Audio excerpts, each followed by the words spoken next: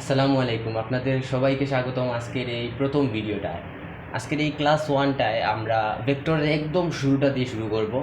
রাশি, ভেক্টরের ধরন যে আছে, অর্থাৎ ভেক্টরের যে টাইপস যেগুলো আছে সবগুলো আমরা এই ক্লাসের মধ্যে কভার করব। আচ্ছা, সর্বপ্রথমে বলে নিই যে জিনিসটা, সেটা হচ্ছে গিয়ে আমাদের রাশি। রাশি জিনিসটা কি?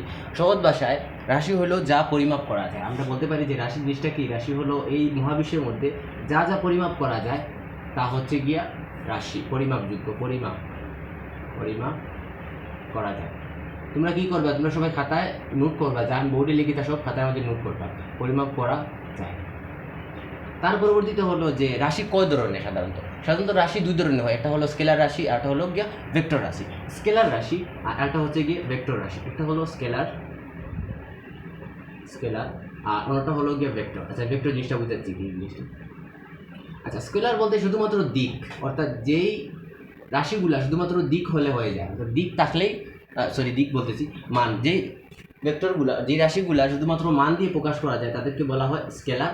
আর যাদের ক্ষেত্রে মান এবং দিক উভয় জিনিস লাগে তাদেরকে বলা হয় ভেক্টর। যেমন এটা আমরা ক্লাস 9-10 যোগ করেছি, যে যেমন উদাহরণস্বরূপ যে স্কেলার কয়টা উদাহরণ বলা যায়, যে তাপমাত্রা বলা যায়, তারপরে কি বলা যায়, তাপমাত্রা বলা যায়, সময় বলা যায়, বল বলা যায়, শক্তি বলা যায়। এটা অনেকটা উদাহরণ তোমাদের বইয়ের মধ্যে আছে, তোমরা চাইলে সেগুলো দেখে নিতে পারো। যেমন তাপমাত্রা আছে, তারপরে বল আছে, আর তারপরে কি আছে, শক্তি আছে, তাপমাত্রা, বল। আচ্ছা, শুধুমাত্র মান দ্বারা পাওয়া, তাপমাত্রা কত ডিগ্রি তাপমাত্রা, বল কত কেজি, দিক লাগে না, কোন দিক এটা বলার প্রয়োজন লাগে না। আর ভেক্টর বলতে বোঝায় যেগুলোর ক্ষেত্রে মান এবং দিক দুইটাই প্রয়োজন। যেমন উদাহরণস্বরূপ কি, যেমন হচ্ছে যে মান প্লাস দিক লাগবে, মান ও দিক। যেমন উদাহরণস্বরূপ কি বলা যায়? যেমন বলা যায় যে সরণ অর্থাৎ একটা বস্তু। উদাহরণস্বরূপ ম্যাডাম জিজ্ঞাসা করলাম, তোমার বাড়ি থেকে তোমার কলেজ বা স্কুলের দূরত্ব কোথায় অবস্থিত? তুমি কীভাবে বলবে? বাড়ি থেকে 5 কিলোমিটার, 5 কিলোমিটার দূরত্বে বা 20 কিলোমিটার দূরত্বে।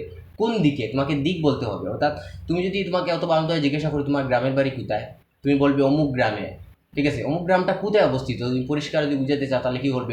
পাশের একটা গ্রামের নাম বলবে এবং তারপরে বলবে ওই গ্রাম থেকে 5 কিলোমিটার বা 2 কিলোমিটার পূর্ব দিকে বা পশ্চিম দিকে বা পূর্ব দিকের সাথে 30 ডিগ্রি কোণে আছে, এরকমভাবে বলবে। অর্থাৎ তোমার দিকটা, অর্থাৎ দূরত্ব যেটা আছে সেটা তোমার মান এবং দিক দুইটাই কি তা করা লাগে, বলার প্রয়োজন পড়ে। এইরকমভাবে যেই সব রাশির ক্ষেত্রে মান এবং দিক দুইটাই প্রয়োজন পড়ে তাদেরকে কি বলে? ভেক্টর রাশি বলে, যা আমরা ক্লাস 9-10-এ পড়ে আসি। এদেরকে সাধারণত ভেক্টর বলা হয়। আমরা এখানে শুধুমাত্র ভেক্টরে আরও অ্যাডভান্স কিছু ইকুয়েশন দেখবো, সমাধান দেখবো, সূত্র দেখবো, আরও অনেক কিছু দেখবো। যেমন কি হতে পারে? যেমন সরণ, অর্থাৎ দূরত্ব যাকে বলে আমরা সহজ ভাষায়। আচ্ছা, অর্থাৎ একটা বস্তু থেকে আরেকটা বস্তুর যে সরাসরি যেটা, যে দূরত্ব যেটা, সেটাকে আমরা সরণ বলি। সরণ সেটা একটা ভেক্টর রাশি। তারপরে কি আছে? বেগ, সেটা হলো একটা ভেক্টর রাশি। তারপর কি আছে? তারপরে বল আছে। তারপরে কি আছে? ত্বরণ আছে। এরকম ভাবে আরো অনেক রাশি আছে যেগুলো হলো ভেক্টর রাশি। এখন কথা হলো যে ভেক্টরকে আমরা আসলে প্রকাশ কি রকম ভাবে প্রকাশ করি? ভেক্টরের ক্ষেত্রে যেহেতু মান এবং দিক লাগে, তাই আমরা এটাকে প্রকাশ করতে সময় এইরকম ভাবে প্রকাশ করব। উদাহরণস্বরূপ 8, 3, 3। আচ্ছা, এইরকম ভেক্টরে প্রকাশ করা হয়। উদাহরণস্বরূপ এ একটা ভেক্টর আছে, সেটাকে লিখতে সময় অবশ্যই তোমার উপরে কি করা লাগবে?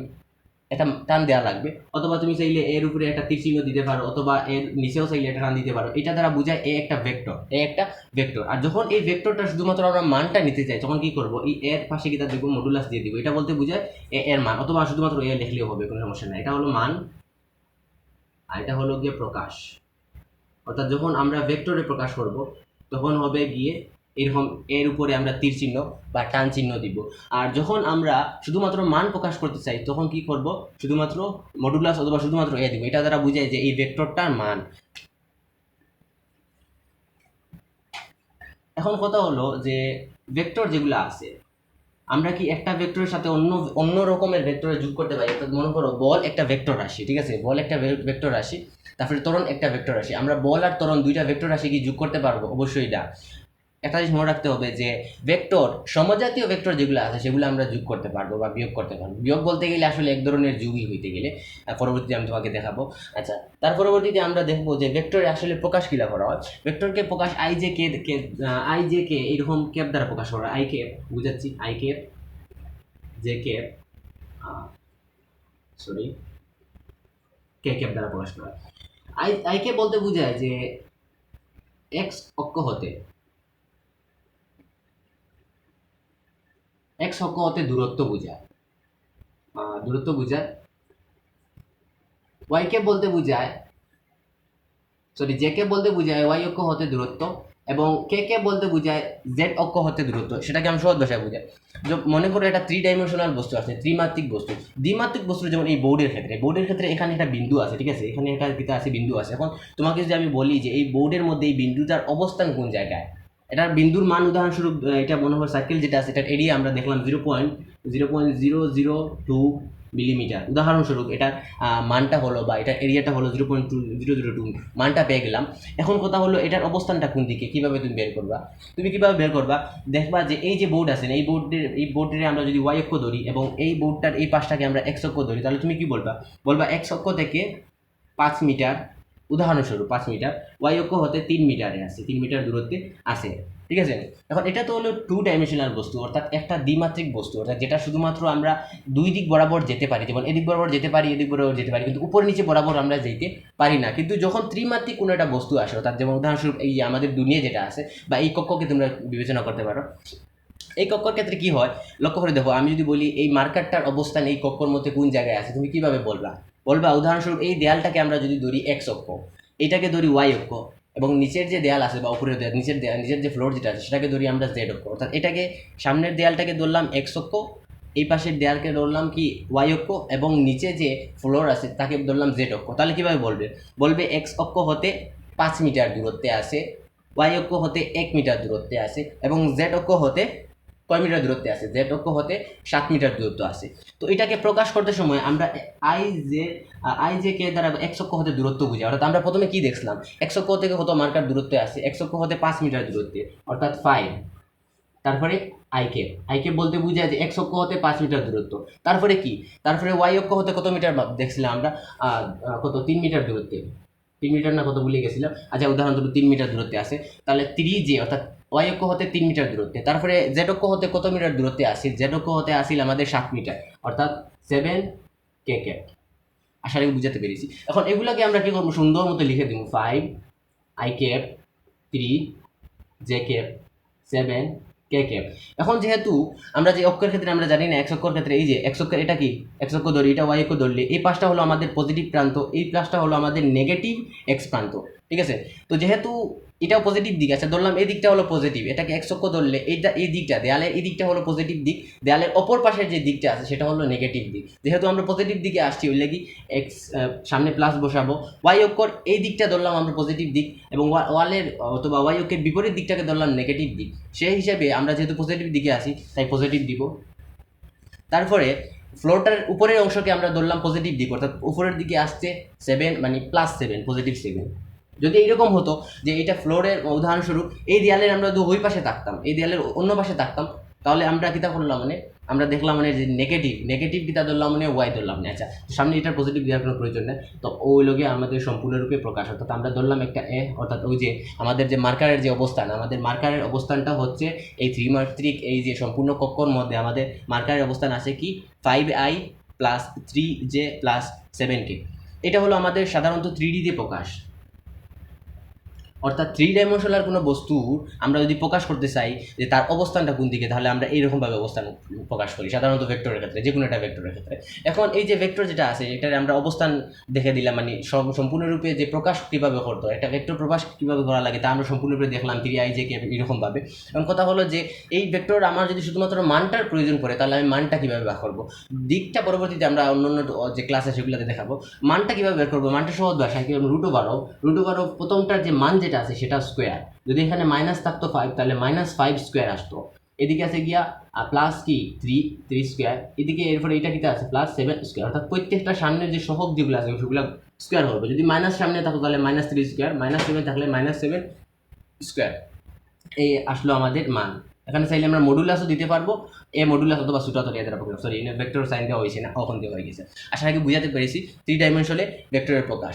এখন আমরা দেখবো কয়েক ধরনের ভেক্টর, আশা করি বুঝাতে পেরেছি। এখন কয়টা ভেক্টর সম্পর্কে আমরা জানবো, যে অনেক ধরনের ভেক্টর আছে এগুলো সম্পর্কে আমরা জানবো।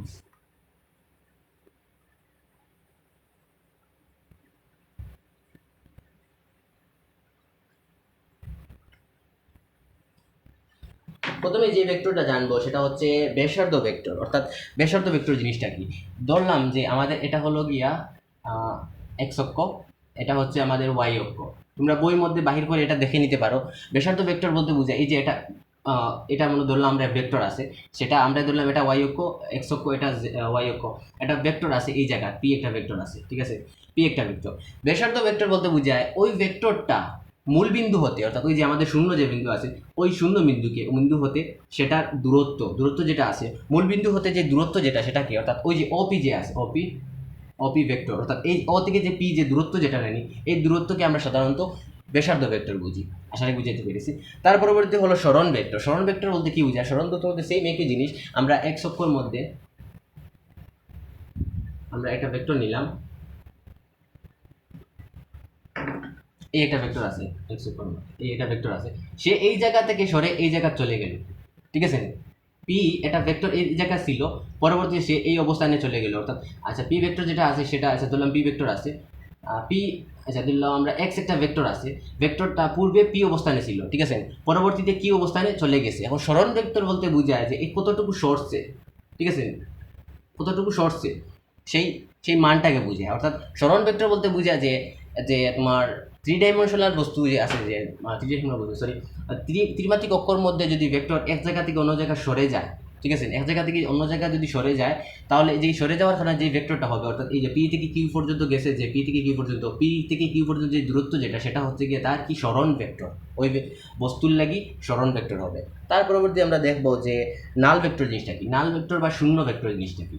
নাল ভেক্টর বা শূন্য ভেক্টর বলতে বোঝায় সমান, দুইটা সমান, ধরলাম এটা পি ভেক্টর আছে, ঠিক আছে, এটা পি ভেক্টর আছে, ঠিক একইভাবে এক বিন্দুতে এই দিক বরাবর আর একটা কিউ ভেক্টর আছে। উদাহরণস্বরূপ ধরলাম যে এদিকে আমাদের পি ভেক্টর বলতে পি ভেক্টর যেটা ভেক্টরের আমরা ধরলাম বল ধরে নিলাম, এদিক বরাবর পি নামে একটা পি বল আছে, পি বল যেহেতু ভেক্টর রাশি, এদিক বরাবর আমরা পি বল প্রয়োগ করলাম, হতে পারে 5 নিউটন, এদিক বরাবর কী করলাম 5 নিউটন বল প্রয়োগ করলাম। যেহেতু বল একটা ভেক্টর রাশি তাই পি ভেক্টরটা কি হয়েছে কিউ ভেক্টরের ঠিক বিপরীতে আছে, উল্টা আছে, এবং দুটার মান কি সমান। অর্থাৎ আমরা কি বুঝলাম, দুইটা ভেক্টর যদি সমান থাকে এবং তারা একে অপরের বিপরীত থাকে, তাহলে যেই বলটা সৃষ্টি হবে, অর্থাৎ যেই লব্ধি বলটা সৃষ্টি হবে সেটাকে আমরা কি বলি, নাল বা শূন্য ভেক্টর বলি, নাল বা শূন্য ভেক্টর। আশা করি বুঝতে পেরেছি। শূন্য ভেক্টর বলতে বোঝায় যে দুইটা সমান ভেক্টর, দুইটা যদি সমান ভেক্টর বিপরীত দিকে থাকে, তাহলে তাদের কারণে যেই লব্ধির বল সৃষ্টি হবে, তাদের কারণে যেই লব্ধি বলটা সৃষ্টি হবে সেটাকে আমরা সাধারণত শূন্য ভেক্টর বা নাল ভেক্টর বলি। সমান ভেক্টর জিনিসটা কি? সমান ভেক্টর বলতে বোঝায় দুইটা ভেক্টর যদি পরস্পর একই দিকে এবং একই মানের হয়। উদাহরণস্বরূপ এদিকে আছে গিয়ে একটা ভেক্টর পি ভেক্টর, ঠিক একই দিকে কিউ আর একটা ভেক্টর আছে, দুইটা একই দিক বরাবর আছে এবং দুটার মানও সমান। উদাহরণস্বরূপ এটা হচ্ছে 5 নিউটন, এটা হচ্ছে গিয়ে 5 নিউটন। আমরা নিউটন বা বল দিয়ে বুঝেছি, বল একটা ভেক্টর আছে, চাইলে অন্য যে কোনো মানও নিতে পারবো। তো তখন তাকে বলে সমান ভেক্টর, অর্থাৎ একই দিকে হবে এবং একই সাথে তারা কি হবে, মানও সমান হবে। তার পরবর্তীতে আমরা দেখবো যে বিপরীত ভেক্টর। বিপরীত ভেক্টর জিনিসটা কি? যদি দুইটা ভেক্টরের বিপরীত ভেক্টর, ওকে, দুইটা ভেক্টরের যদি মান সমান থাকে, উদাহরণস্বরূপ এই একটা ভেক্টর আছে, পি একটা ভেক্টর, কি আর একটা ভেক্টর আছে, দুইটা একই বিন্দুতে নয়, আলাদা আলাদা আছে, তো পি একটা ভেক্টর আছে এবং কিউ একটা ভেক্টর আছে, দুইটার মান সমান। উদাহরণস্বরূপ এটার মান যে আছে, এটা যেহেতু মান আছে, পি ভেক্টরের যেটা মান সেটা মান হচ্ছে কিউ ভেক্টরের সমান, কিন্তু দুইটা একটা আরেকটার কি আছে বিপরীত, তখন তাদের কি বলে বিপরীত ভেক্টর। অর্থাৎ দুটার মান সমান ভেক্টরের, কিন্তু একটা আরেকটার ঠিকই উল্টা পাশে আছে, বিপরীত পাশে আছে, বিপরীত দিকে আছে, তো তখন তাকে বলা হয় বিপরীত ভেক্টর। সদৃশ ভেক্টর, দুইটা ভেক্টর যদি একই দিকে হয়, উদাহরণস্বরূপ এটা বড় ভেক্টর পি ভেক্টর, এটার মান অনেক বেশি, ধরলাম আমরা 10 নিউটন আছে, এটা হচ্ছে কি আমাদের 5 নিউটন, অর্থাৎ দুইটা ভেক্টর আছে, সহজ ভাষায় দুইটা একই দিকে আছে, তাহলে তাদের সদৃশ ভেক্টর। মনে রাখবে সদৃশ ভেক্টর আর সমান ভেক্টর দুইটা আলাদা জিনিস। সদৃশ ভেক্টরে বলা হয়েছে যে কি দুইটা একই দিকে হবে, শেষ সদৃশ। আর সমান ভেক্টর একই দিক এবং একই মানের হতে হবে।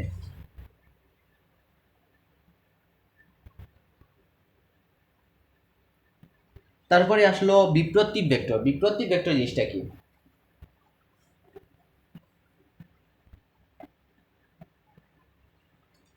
দুইটা ভেক্টর যদি সমান্তরাল থাকে, অর্থাৎ সমান্তরাল আসাটা কি জানি, সমান্তরাল বলতে বুঝে এইখান থেকে প্রত্যেকটা বিন্দু দূরত্ব সমান, অর্থাৎ এই যে আমরা যদি এখান থেকে দূরত্ব মাপি তাহলে প্রত্যেকটা জায়গার দূরত্ব সমান পাই, আচ্ছা সমান্তরাল আমাদের আইডিয়া আছে। তো দুইটা ভেক্টর যদি সমান্তরালভাবে থাকে এবং তাদের মান যদি সমান্তরালভাবে থাকে এবং তাদের মান যদি একটা আর একটা বিপ্রতি বলতে কি তা বোঝায়, ধরে নিলাম আমরা এটা হলো কি আমাদের এ ভেক্টর, এটা ধরলাম বি ভেক্টর। এ ভেক্টরের যেই মানটা আছে সেই মানটা হবে বি ভেক্টরের 1/সামথিং। উদাহরণস্বরূপ এ ভেক্টর যদি 3 হয় তাহলে বি ভেক্টর হবে 1/3, বি ভেক্টর যদি হয় 5 তাহলে এ ভেক্টর হবে 1/5। এইরকম যদি মান থাকে, অর্থাৎ দুইটা সমান্তরাল ভেক্টর এবং তাদের মান একটা আরেকটার বিপ্রতীকভাবে থাকে, বিপ্রতীক আসলে বুঝতে পেরেছি, একটার মান যা হবে তার ওপরটা হবে তার 1/সামথিং মান, সেই মান, অর্থাৎ এটা 3 হলে এখানে 3 হলে এটা হবে 1/3 এইরকম যে আছে এইরকমভাবে থাকে, সরি 1/3 না এখন, ওকে। তো এইরকমভাবে যদি থাকে একটার যে মান আছে সেটার বিপ্রতীক মানটা হলো অন্যটা, উদাহরণ চিহ্ন সময় চিহ্ন আমি বলে দিয়ে দিয়েছি, এখানে তীর চিহ্ন হবে, ওকে। অর্থাৎ এটার মান যদি 3 হয় তাহলে সেটার মান হবে 1/3। এইরকমভাবে বিপ্রতীকভাবে মান থাকলে তাদের বলা হয় বিপ্রতীক ভেক্টর।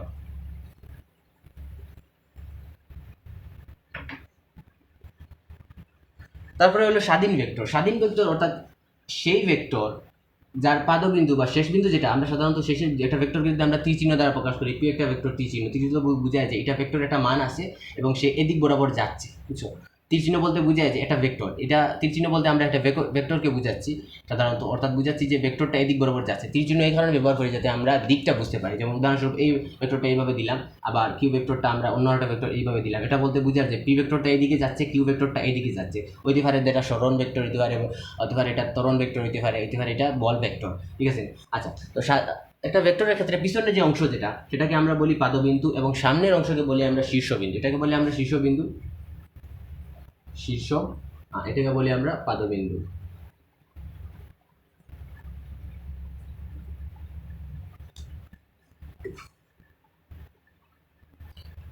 তো স্বাধীন ভেক্টর বলতে বোঝায় সেই সকল ভেক্টরকে যাদের পাদবিন্দু ফিক্স না, অর্থাৎ সেটাকে সরানো যায়, এক জায়গা থেকে আরেক জায়গায় কি সরানো যায়। যেমন এই একটা ভেক্টর আছে যেটা এই বরাবর যাচ্ছে পি ভেক্টর, এবং কিউ ভেক্টর এইদিকে আছে একটা পি ভেক্টর। এখন এটার পাদবিন্দু ফিক্স না, অর্থাৎ আমরা চাইলে এটাকে এদিক বরাবর সামনে নিতে পারি, অর্থাৎ এখান থেকে সরিয়ে এটাকে সম্পূর্ণরূপে এখানে আনতে পারি আমরা। এটা হচ্ছে আমাদের কিউ ভেক্টরটিকে সরাই গিয়ে আমরা কি করলাম, এই জায়গা নিয়ে আসলাম।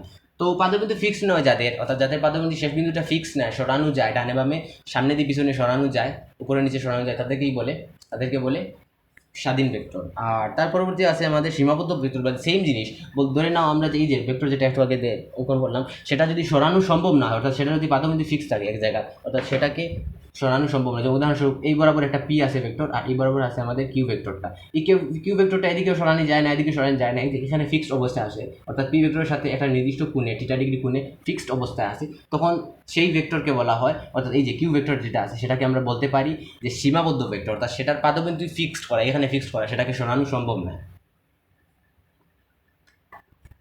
সমতলীয় ভেক্টর জিনিসগুলো, সমতলীয় বলতে বোঝায় একই সমতলে যদি কয়েকটা ভেক্টর থাকে, যেমন যে এক্স অক্ষ আছে, এক্স অক্ষ ওয়াই অক্ষ আছে, যদি এইরকম হয় এক্স অক্ষ বরাবর এখানে কয়েকটা ভেক্টর আছে, ঠিক আছে, একটা নির্দিষ্ট তল বরাবর আছে, উদাহরণস্বরূপ এই এক্স অক্ষ আর ওয়াই অক্ষ মিলিয়ে একটা তল সৃষ্টি করে, ঠিক আছে। যেমন উদাহরণস্বরূপ যদি আমরা একটা রুমকে চিন্তা করি, আচ্ছা এক্স অক্ষ এটা লক্ষ্য করতে, এটা একটা সার্ফেস না, এটা এরিয়া, একটা তল, ঠিক আছে।